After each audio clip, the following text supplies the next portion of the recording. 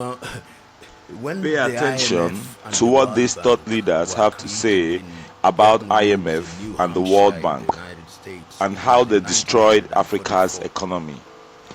The argument that the International Monetary Fund, IMF, and the World Bank have played a role in the economic struggles of African countries is a point of contention.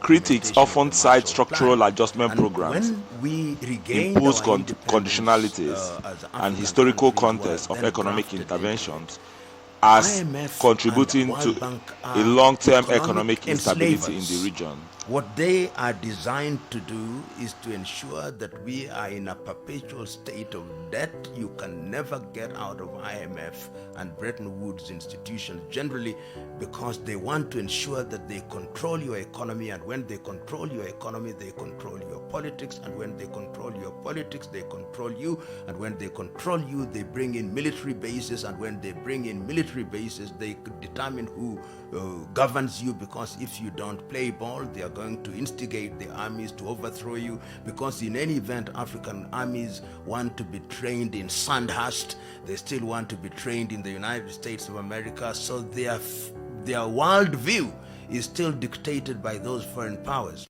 Neocolonialism is killing Africa. There's three reasons why Africa can't stand because of the so-called investment, which is nothing but neocolonialism. Number one, when the World Bank and the IMF, Britain, France, Belgium, America, when they loan African states this money, particularly the IMF and World Bank, which are both United States-based institutions, they make three things a requirement. Number one, the interest rate. Most African countries are in debt because they have to spend so much of their gross national product servicing the debt. They're not even knocking off the principal. They're servicing the debt, the interest. They're not even touching the principal.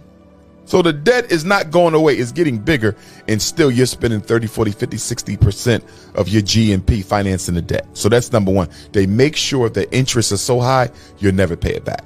They give you the loan with the expressed intent of putting you into financial slavery, and we keep on taking the damn money. I'm going to come back to that in a sec.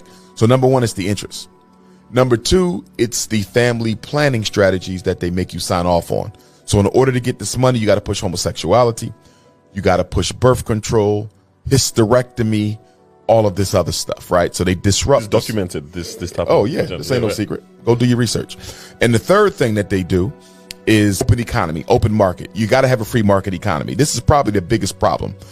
When you take money from the World Bank and IMF, World Bank, all other institutions, they make African countries jump through hoops.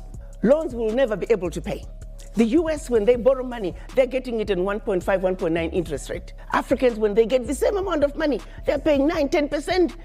The people who don't need a break, they get a break. The ones who need a break, they don't get a break. The sheer survival of the World Bank, IMF, is based on the fact that African countries and many other developing countries do not succeed.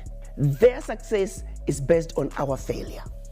That has to change. And guess who can make that change? We, the children of Africa, we, the Africans, are the ones who have to say, we know your game now. Enough is enough.